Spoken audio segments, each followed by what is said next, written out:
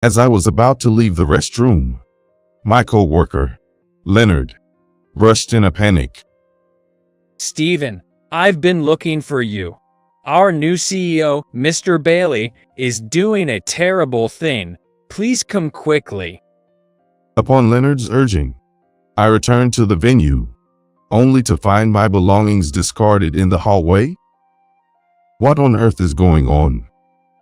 As I stood there bewildered, Mr. Bailey appeared in the hallway holding the rest of my belongings. He threw them down and smirked at me. My CEO inauguration party is about to begin. A high school graduate like you is out of place. Just leave now. You don't have a seat anymore. Something inside me snapped at Mr. Bailey's words. Not even anger bubbled up within me. Just a sense of resignation and disdain toward him. The rest of the employees watched silently, observing the situation unfold. I surveyed them slowly. My name is Stephen Cleveland. I'm in my 40s, but I do all the things I love, and I don't have a child or even a marriage partner. People around me often say, "Isn't it time you settled down and started a family?" But I'm content with my current lifestyle and see no need to change myself. I've been interested in matching apps before, but I stopped signing up when I saw a section where I filled out my education.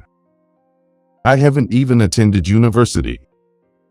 That decision led to my parents cutting ties with me, telling me, "If you won't listen to us, then go live on your own."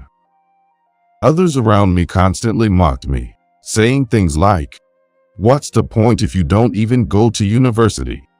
Or since you're not that smart, I wonder if you understand things on the first try?" That's why I don't hold any grudges against those people from back then, and, if anything, I'm grateful, because it's those challenges that fueled my hustle mentality. It is true that many people in the world are only concerned about their educational background.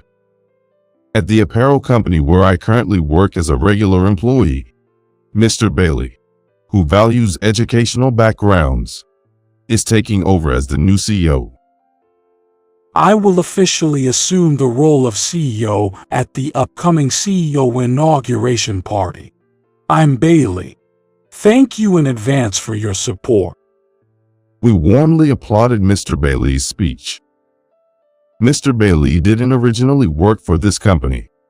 He used to work at an advertising agency. However, due to Mr. Irvin Black, the current CEO, wanting to focus on the business he's currently involved in, he headhunted Mr. Bailey as the new CEO. Irvin and I go way back, and he consulted me about this matter a while ago. Considering selecting Steven as the new CEO is an option, but you've got your own thoughts on this, right?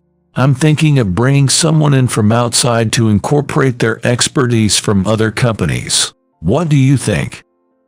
Although Irvin was the one who founded and became the CEO of this company, I was actually one of the founding members. So, when it came to deciding on the new CEO, it seems he wanted to consult with me. I've never felt Irvine's decisions were wrong. And after all, he's the current CEO. You know Irvine's never been wrong before. Right? You're the CEO, so be confident. When I said that, Irvin replied, "That's what I thought," and let out a deep breath. Of course, I didn't expect any objections, but without you, this company wouldn't have grown to where it is now. Even the reason I became the CEO. You promised not to say that, right? Okay, let's end this conversation here.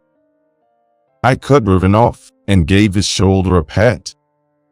Irvin, you shouldn't have the luxury of worrying about this company now, right? Focus on yourself for now. We'll take care of things here. Although Irvin is preparing to venture into the restaurant industry, which he has never dealt with before, he may feel guilty about me working here without a position. even though I've been involved since the beginning. I have no complaints since I'm doing what I want to do, but it may not be the same for Irvin. The reason Irvin was chosen as the CEO of this company is probably because, compared to me, a high school graduate, Irvin, who graduated from a famous university, is more trustworthy. It was a rational decision, and even if I were to go back to that time, I would make the same choice again. Because of the hardships I faced due to my educational background, I strongly believe in this. So, when Mr. Bailey, who I greeted earlier, suddenly made a sarcastic remark while flipping through documents, I didn't feel surprised, but rather nostalgic. Stephen Cleveland. His education is terrible. Hey, where is he? The documents in Mr. Bailey's hands must contain data, such as resumes with personal information of employees.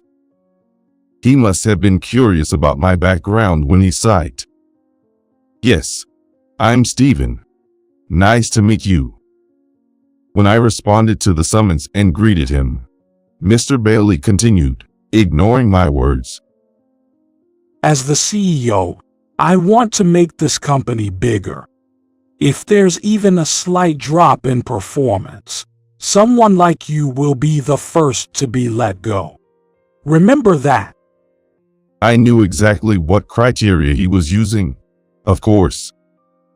But I didn't want to leave it vague, so I deliberately asked Mr. Bailey, "What do you mean by that? Could you please explain in detail?"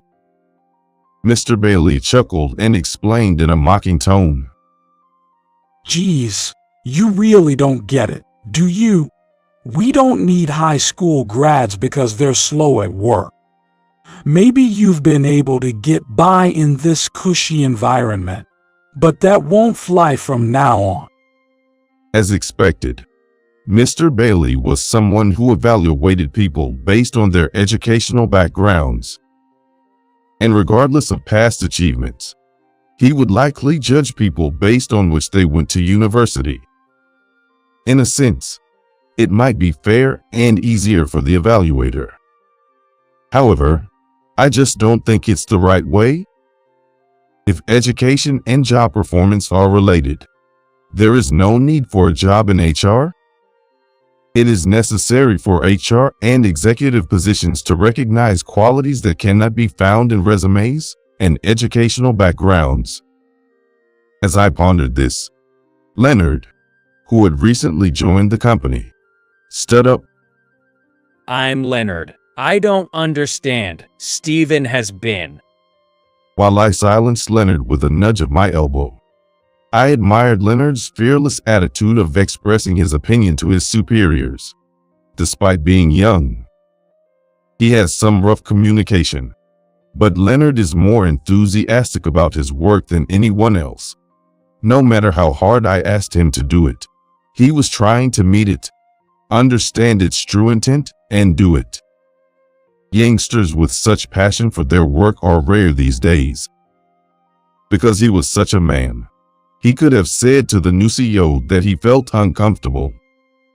But as for Mr. Bailey, he murmured Leonard and continued flipping through the documents without listening at all.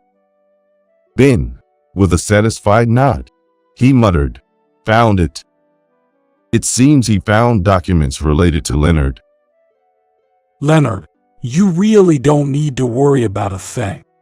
You graduated from a prestigious private university, and you even went to graduate school to study business administration. You should be in our company. I'm not saying studying at university is completely meaningless, but it's hardly applicable in the real world. Most of what I know, I learned on the job. It was Stephen who taught me. Enough already, I whispered to the side. But Mr. Bailey, impressed by Leonard's unwavering rebuttal, commented, In this day and age, among many young people lacking motivation, you're truly a promising young man. Furthermore, Seeking to learn even from incompetence is the most excellent evidence. So, without any worries, just keep doing what you've been doing. I don't want to talk about that, Leonard voiced out. But whether his words reached Mr. Bailey or not, he cleared his throat and proceeded to conclude the greeting. Well then, I'll excuse myself for now. I'd like to see the workplace before taking office, so I'll come back later. With that, Mr. Bailey left the floor. Though the other employees didn't seem particularly fond of Mr. Bailey, they knew I didn't tolerate gossip or malicious communication, so they all returned to their respective tasks without saying anything. Amidst this, Leonard continued to express his dissatisfaction beside me. I'm not satisfied. Why does he get to do whatever he wants? I gave Leonard's disgruntled shoulder a pat as he furrowed his brow. Leonard, I get where you're coming from, but what's the use of bad-mouthing the next CEO? Do you think that's going to have a positive impact on those around you? Leonard, feeling indignant on my behalf as if he were the one insulted, was like a kind junior. But thinking about Leonard's future, I wanted him to cherish the company's culture. With that in mind, I decided to speak sternly. Every person has those they get along with and those they don't. But just working with those you get along with isn't enough, right? We're doing creative work here. Facing those we don't get along with might just lead to something new, don't you think? Leonard listened earnestly to my words and finally nodded slowly. Got it. I'll work harder to adopt Steven's way of thinking. Watching Leonard head back to work, I returned to my own tasks. As I continued inputting data on the computer, various things became clearer. Who exactly was buying our brand? What site are we accessing? How many repeat visitors do we have? These are valuable data and will lead to future improvements. As I concentrated on the screen, I felt someone standing behind me. When I turned around, Mr. Bailey was standing behind me. Taking it easy on the job, huh? Or is it that you're only getting work done because of overtime? He still had that sarcastic tone. Suppressing my discomfort, I responded with a smile. It takes time, but this is also an important task. Surprisingly, I draw inspiration from places like this. If my response didn't sit well with him, Mr. Bailey said, "Move over," and began operating my computer. With quick typing, the date entry task was finished in no time. After swiftly transcribing the unit prices and order quantities, he mechanically pasted this array. There, it's done. How much time do you intend to spend on such a task? I don't want you to think you're actually working by doing something like this. Thank you. However, the purpose of this isn't just data entry. Of course, it will also be used for profit and loss calculations. But I want to analyze this data. I replied, trying to keep things as smooth as possible. But Mr. Bailey, with red eyes, said to me, What analysis? What good does it do to just look at these numbers? People like you, who haven't studied properly, won't come up with any decent ideas anyway. So thinking is just a waste. His condescending tone left me with no desire to respond. As I silently listened, Mr. Bailey's words seemed to go on forever. You're slow at data entry and dumb, so you're useless. Instead of being in the office, go out and do sales. Our company operates through online sales, and we don't engage in face-to-face communication or push sales. Certainly, as Mr. Bailey mentioned, there are aspects of traditional business that need to be valued. However, feeling like he didn't really understand the reality of our company, I started to feel uneasy. That guy is so slow moving. All right, got it. I'll take care of the rest. So why don't you go grab some coffee or something? Although I thought it would be a bad idea to let the new CEO enter data, I went out and bought a cup of coffee to make the situation more peaceful. With the formal arrangements in place for Mr. Bailey's inauguration as CEO, a party to celebrate the new CEO's inauguration was scheduled. Although it's called a party, it's not a grand event held at a hotel. Since it's a start-up with few employees, it's customary to hold a party in the office. In our company, we've been deepening friendships like this with new employees. Today, with the launch of the new business at its climax, Irvin isn't here. I'd like to say my retirement address and congratulations to the new CEO, but it seems difficult. Irvin said apologetically to me and hurriedly went out for a meeting. In such a situation, the party is being organized and hosted by me. I thought the inauguration party for the new CEO would be grand, but to think it's being held at the company. I wonder if I'm not welcome. To Mr. Bailey, grumbling to himself, I spoke to him in a cheerful tone, trying to lighten the mood. No, that's not true at all. Everyone relies on Mr. Bailey, and this is how we've always done events here. Mr. Bailey seemed unsatisfied and let out an exasperated sigh. Having events at the workplace makes this company seem so unprofessional.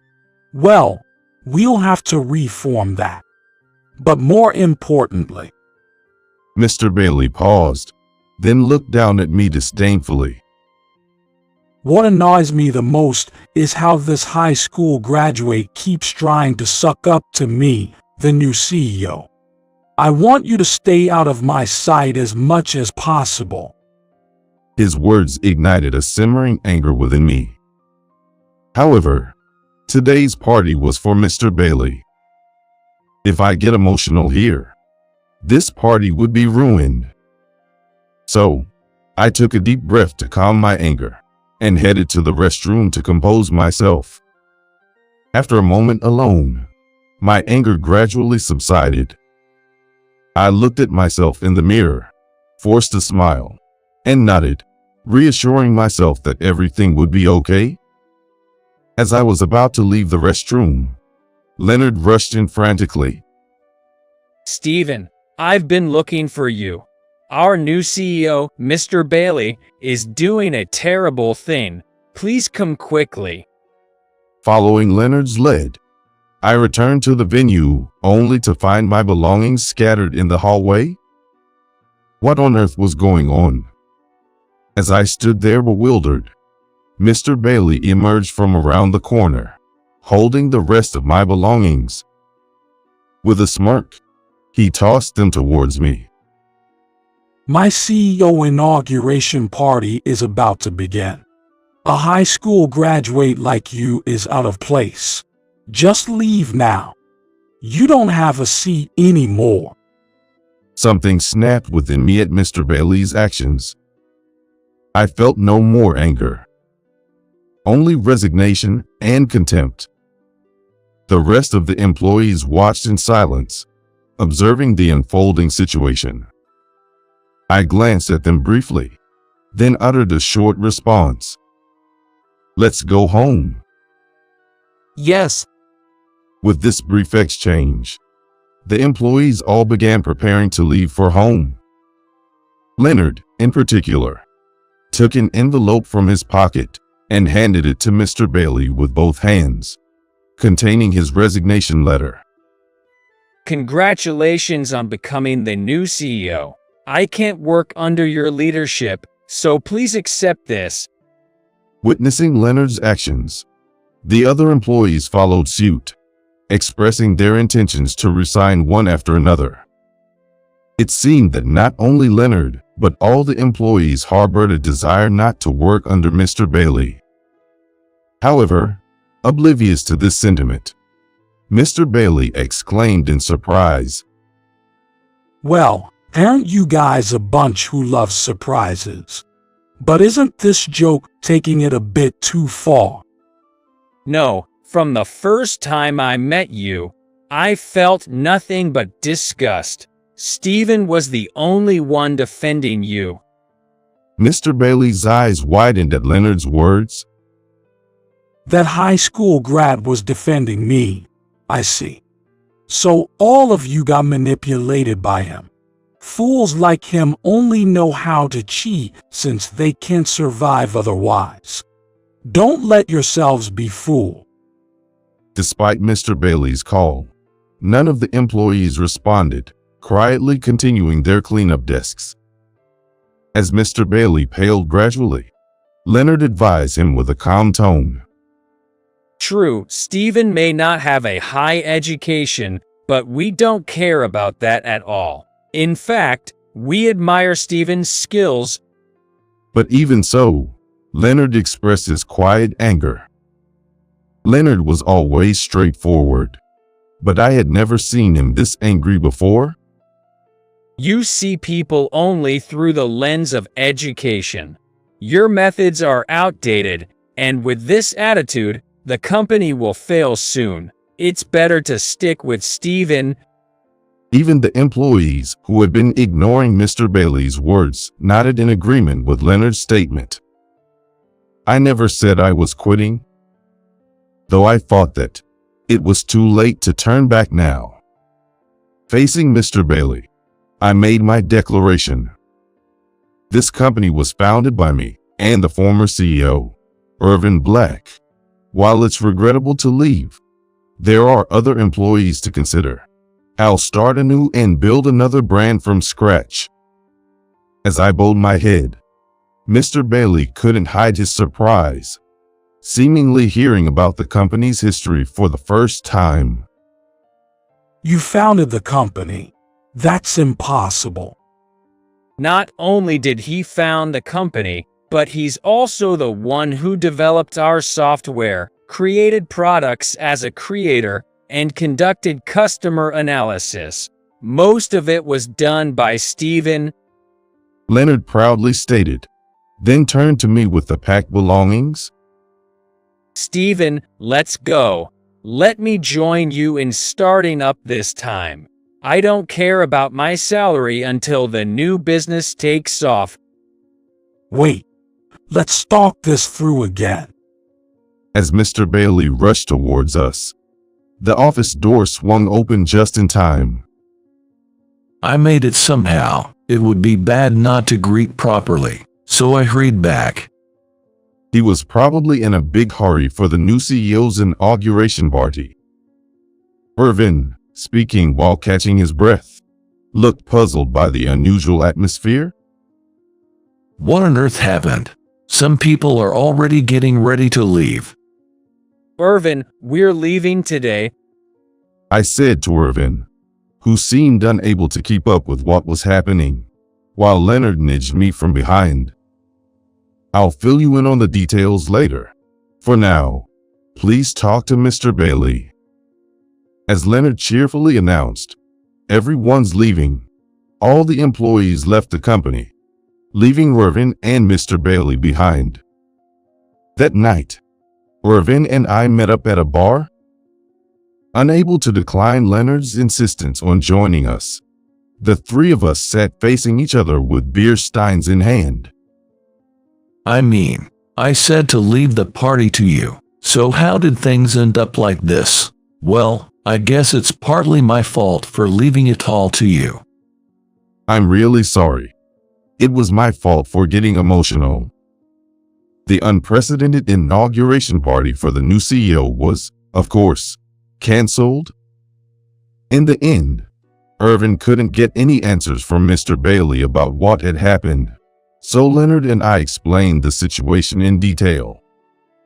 Learning that Mr. Bailey had threatened to fire me based on my education and had insulted high school graduates as incompetent, Irvin was speechless. If he becomes CEO, no one will be able to follow him. So, what will happen to our company from now on? Upon Leonard's inquiry, Irvin appeared to have a troubled expression. Once I appoint someone as a CEO, it's not easy to remove them. If he were to resign, we'd have to go through the proper procedures. That's how organizations work. I might have skipped a few steps by acting too hastily. I see. Leonard said with a sunken face. Seeing Leonard like that, Irvin apologized to us. Mr. Bailey's behavior is inexcusable, and you guys were getting emotional. But ultimately, the responsibility lies with me, and I apologize for making you uncomfortable. Seeing Irvin not raising his head, Leonard hurriedly spoke. But you were busy, and you hired someone with a proven track record from another company. No, it's definitely my fault, and I was busy with other businesses, not this one. This won't do. Interrupting Leonard's words, Irvin offered an explanation. And then, he proceeded to discuss the future. In any case, things can't continue like this. We have a responsibility to explain the mass exodus to the venture capitalists who invested. And then it's a matter of whether Mr. Bailey will accept it gracefully. I looked at Irvin, who was speaking solemnly, and worried about the future direction of the company we had founded together. While I think we could start over from scratch, the current company is also irreplaceable to me. I'd like to participate in the discussion between Irvin and Mr. Bailey. I requested Irvin, and we parted ways that day. A few days later, a meeting was held with me, Irvin, and Mr. Bailey.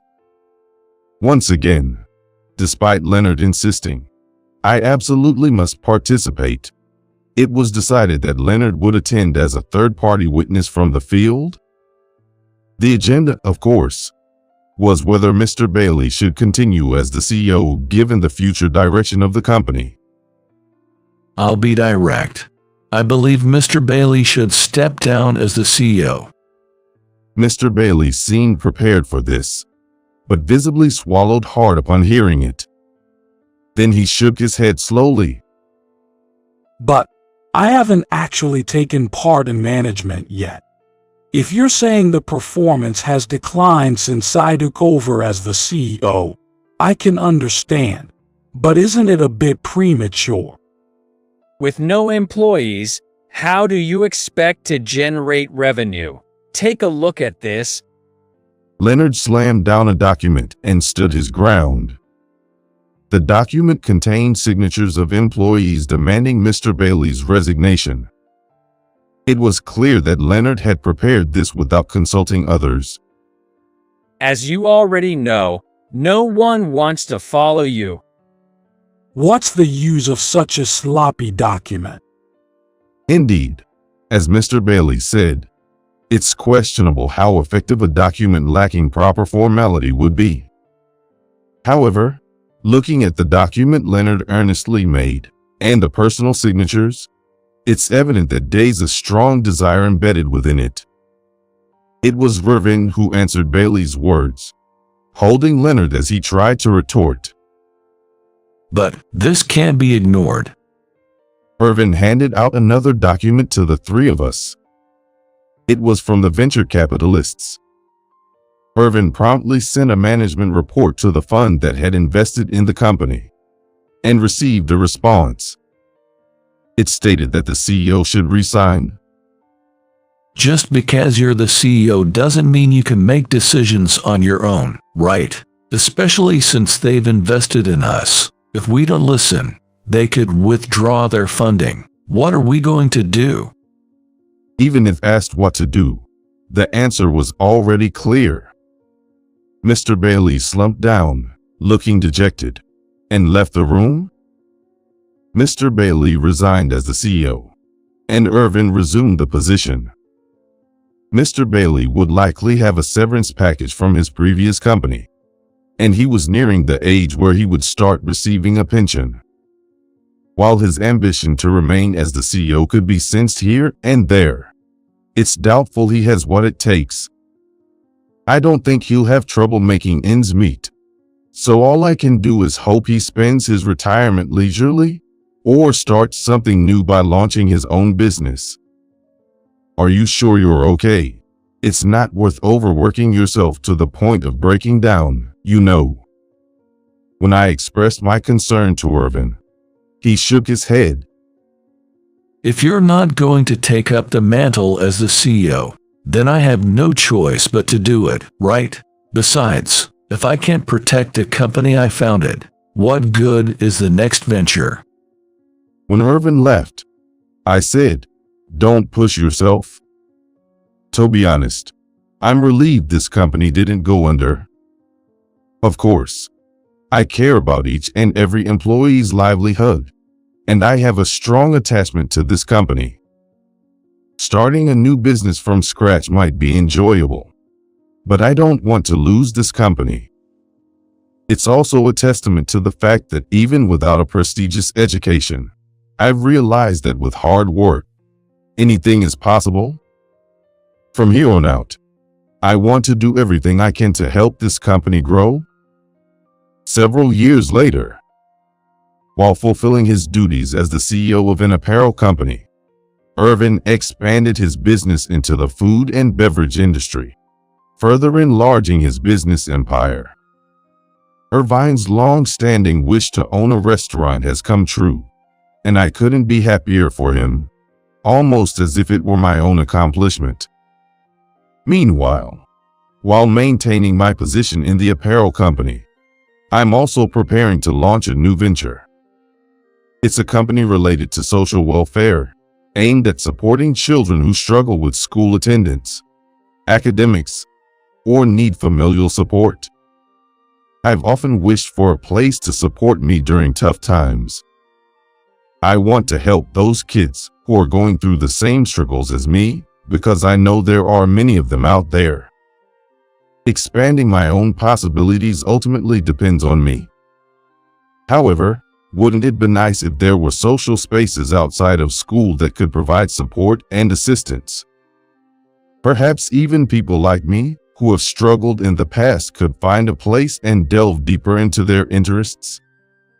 That's the kind of place I want to create. That's what drives me now. I hope someday I can start my own business like Steven and pursue what I love and contribute to society. Leonard said, his eyes shining. You can do it. You're diligent and have the power to attract people. Keep it up, I said, giving Leonard a pat on the back, and he blushed with joy. Young people like Leonard will continue to create wonderful companies in the future. I resolved to work hard so I won't be surpassed by them.